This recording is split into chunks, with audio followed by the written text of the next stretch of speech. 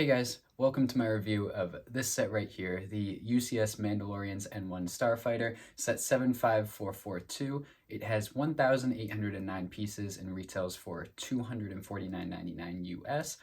Kind of a lot there. Here's the front of the box here, and then like around the sides you just have various pictures of the N1, generic bottom side here. That side just says Ultimate Collector Series, and then on the back we have a picture of the set on its stand, and then a few pictures from the show here. So, if you watched my reveal video of this set, you know I was quite high on it. After building it, where do I stand on it? Let's find out. So, starting off here with the instructions, just going to take a quick look at these. It's your just generic white background like we are used to at this point. It does kind of continue on to the back, which is kind of cool, but I mean, it's a regular instruction manual. You're not expecting too much here. You have 608 steps of building here, so pretty sizable build. And then looking at the front here, you just have some information on the N1, this one being Mandalorians, and then gives you some information on the just regular N1 from Naboo, and then some more information there on the Mando N1, and then some information from the design team, and just some pictures from the show. Some more art. Looks pretty cool, but nothing super special. And then you get into the actual build here. So now that we took a look at that, let's look at the model. So here's a look at the actual N1. This thing is absolutely huge. It is probably about 30% bigger than I expected, I'll be honest. I was not expecting it to take up this much space. This thing, for a $250 set, takes up a lot of room, I'll be honest. There's some $300-400 UCS sets that don't take up nearly this much room. But now that we've got a quick look at that, let's take a look at the minifigures in this set. I'll be honest, they're not that special. As far as figures go for this set, we do have the regular Mandalorian Din Djarin figure here. Not a whole lot of special things going on with this. It is updated from the previous one we got. If you want a quick side-by-side here, the one on the left is the old one. As you can see, the new one has some updated leg printing and the foot printing on there. But overall, not a huge difference. The other, like, 90% of the figure is the exact same, at least from my observations. And here is a quick look at the back printing if you have somehow never seen one of these before. And then the just regular Din Djarin face print. I would take the cape off and show you guys, but for whatever reason, when I put this on, I've tried taking the head off a couple times and it just does not want to come off. I don't want to break the figure or anything, but like it does not want to come off, and I don't want to like take pliers to it and try to get it off. So for whatever reason, this head really stuck on there. I don't know what it is, but it does not want to come off. And then the other figure you get in this set is the new Grogu. No armor on this one. I personally prefer this one to the one with the armor on it. But overall, I mean, great new mold. Really represents him well, but it's nothing special. This exact one is in the ATRT attack for $45. And then, like I said, you have the armor variant in all the other sets. So if you want one of these, you do not have to buy this set. Now, before we get into the actual N1 model, just want to take a quick look at the stand. Of course, you have the printed plaque here, which does look really nice. This is one of 3 total printed pieces in the set, which is a downside about it. Once we get into the actual model, pretty much everything we look at, except the inside of the engines, is a sticker, which kind of sucks, but they weren't terrible. But looking at the stand here, you do have these 2 spots for your minifigures. You have the Mandalorian that can go here, and then Grogu does go here. I do wish, this is a super small critique, it's not a huge deal, but I wish they had given Grogu a jumper plate to go here, just because, I mean, he is kind of off-centered. Like, no matter which side you put him on, it does look kind of off. And, I mean, of course, everyone has jumper plates. I'm sure I have a black one laying around somewhere that I can pull for this and make it look a little better, but obviously for the review, I wanted to show what you get, and that's a super small critique, not the end of the world. I just wish they had included that. It's just one extra piece that I'm sure they have a million of laying around. Looking at the actual N1 model here, like I said, this thing is absolutely huge. Compared to other UCS sets in this price range, it feels, at least like total area-wise, obviously it has like a lot of empty space in here, but total area, like a box shape around it, thing is massive.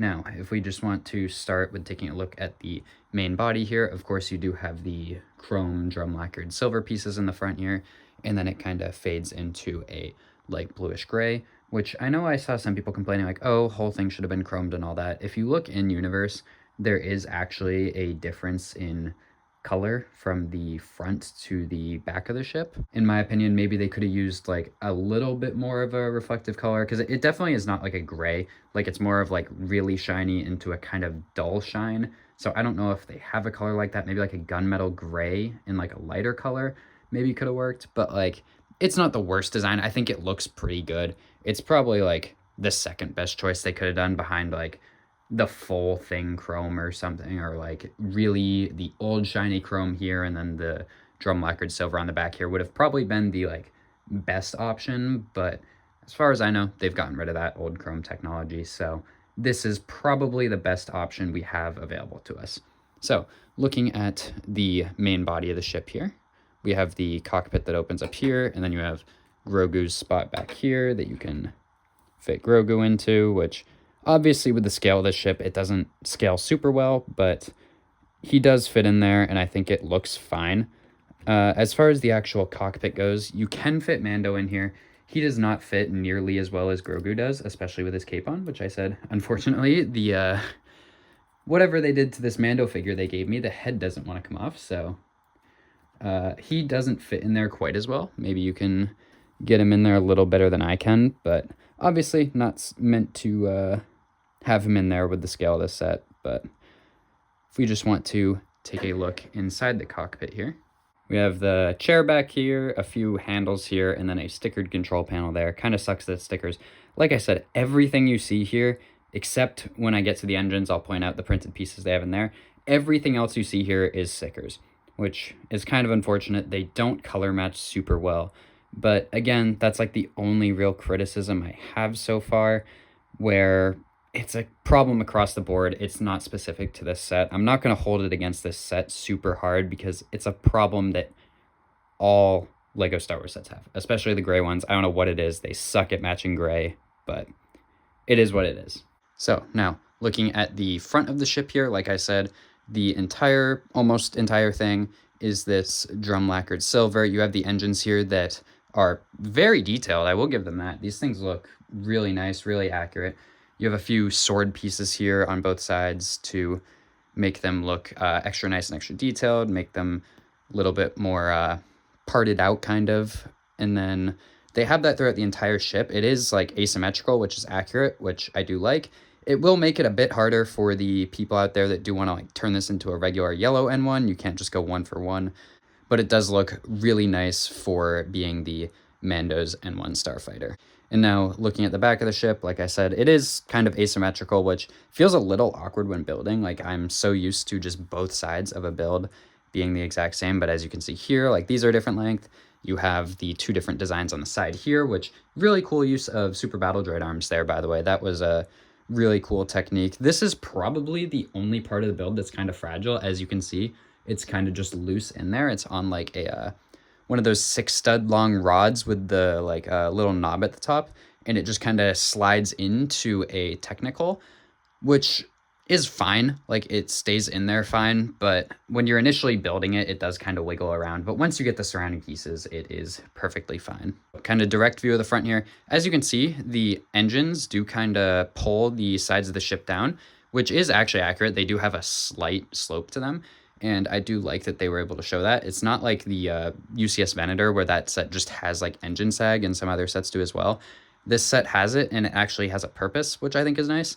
And as you can see here, this is the only other printed piece in the set, this little round engine piece here, which again, kind of sucks that the entire rest of this is stickers for a $250 UCS set, but I've just kind of accepted it at this point that it's going to be that way. It's probably not going to change, and it is what it is. But if you want a closer look at the side of the engines, here you go. You have the cannons here. I believe that's what they are anyway. And then the other engine here. This one does have a lot more going on in it. It's a bit more fragile. Like these pieces here are a bit more fragile, but overall this build is really sturdy. You can kind of swoosh it around a bit. The only parts that are fragile are the engines a little bit, but the actual body of the ship is very sturdy. And then we can take a look at the bottom here, which has, it's mostly tiled off. The only parts that you can really see are the engine here, and then you have the bit of an eyesore here, but you need that hole in it to have the ability to place it on a stand. And then you have a little bit of color sticking out here, but overall nothing too bad with it. Now that we actually got a good look at the N-1 itself, let's take a look at some other sets that you might compare this to or want to display side by side with. The obvious one that I think I and many other people will try to display this side by side with is the UCS Razor Crest here. Actual footprint wise, this set is pretty small. Like, you can fit this on a shelf just the size of the stand, as long as you have, like, obviously the open space around it. But if you're looking at like the just pure dimensions of the ship, length, width, this thing is actually a very similar size. Obviously this has a huge interior, all that bunch of features inside. This thing, all it has is the two little cockpits, but I think side by side, these are going to look really nice next to each other. And even just sitting here on this plastic table, I like the way it looks personally. The next set that I think a lot of people might compare this to when they're looking at making a decision for a set to buy is the UCS Jango Fett Slave 1 here, because I think this is widely the consensus cheap-ish UCS set to get. It is a incredible set, and I personally think it's better than this N1 here. So if you're like in the market for a smaller, relatively budget, like I'm talking the sub $300-ish UCS sets. I know this one is exactly 300, but that's about the point where I start considering it like the more expensive sets. The 300 and below is like, yeah, that's a really nice display model if you want to splurge on it. Whereas like, you know, the $500 sail barge, $800 sets, all that, it's more of like something you have to plan for. So as far as the Slave 1 here, I do think this is a better buy. Like, if you're choosing between these two, this is also a much more iconic ship, obviously, being in the movies. And I also just think it looks better personally, but this is probably one of the best cheaper UCS sets of all time. And overall, I think it's a kind of unfair comparison. You have a very iconic ship versus a not so iconic ship from a TV show, but overall, I do think this is a comparison a lot of people are going to have, and if you do have this comparison, I would recommend going with the Jango Fett's Slave 1 there. Overall, how do I feel about this set? I think it's pretty good. I would say my opinions on it haven't changed a whole lot after building it from my initial impressions on it. I do still think that the set choice is kind of questionable. I do think the Razor Crest was a great choice at the time because it was just destroyed in the show, but it was still very relevant at the time. The N1 here, we're expecting it to not really show up in the movie, and it's in the less popular parts of The Mandalorian, where it shows up in the Book of Boba Fett, and then in Mandalorian Season 3, which are generally considered the worst parts of that show. So I do think the set choice is a bit questionable, but for what we got, I think it's great. Like, the only parts of it that I think are a bit questionable are all the stickers, and the price point is a little much for what you get. Like, 1,800 pieces for $250 is a bit much, but I do wish it was probably more in the $230, $240 range. I do think people expecting where it's like 1,800 pieces, that should be like $180. You got to realize the amount of silver pieces that are in here. Like, those pieces are probably expensive to make. Like, if you wanted this thing full chromed, you're looking at a $350 set minimum. Like, I think factoring in like the Star Wars tax where you're looking at like 10% extra, I don't think it's too crazy. This thing is huge. It's a pretty similar size to a lot of the previous $200 to $250 UCS sets. Like, I compared it to Jango's Slave 1, and that thing is a lot bulkier. So if you are looking at kind of a mid-tier set, kind of in between the huge UCS and the play scale sets, I would recommend going for the Jango Slave 1 before you go for this. But if you do love The Mandalorian, this is a great set. If you're watching this the day it comes out, May 4th promo should still be going, so it'll probably come out on like the last day of it. But if you want to get this and also grab the Darksaber, that's something that I think is pretty solid. You can sell the Darksaber to recoup some of the value, or if you're like me and think the lightsaber builds are pretty cool, you can just keep it. So overall, what would I rate this set?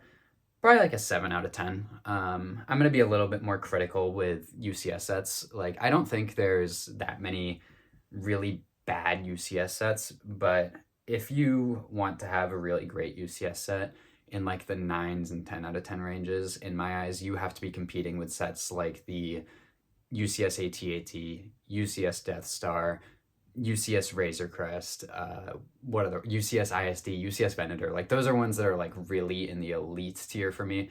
UCS Django Slave 1 again. Those are all like 9 out of 10 minimums, pushing 10 out of 10. This set is probably like a 7 out of 10. And I don't know, maybe if it's just not your thing, you can completely skip this set. If you like The Mandalorian, go get it whenever it has a good deal. So yeah, that's my thoughts on this set. Hope you guys enjoyed this video. If you did, remember to leave a like down below, comment on the video your thoughts on this set, and subscribe to the channel. Have a great day. Bye.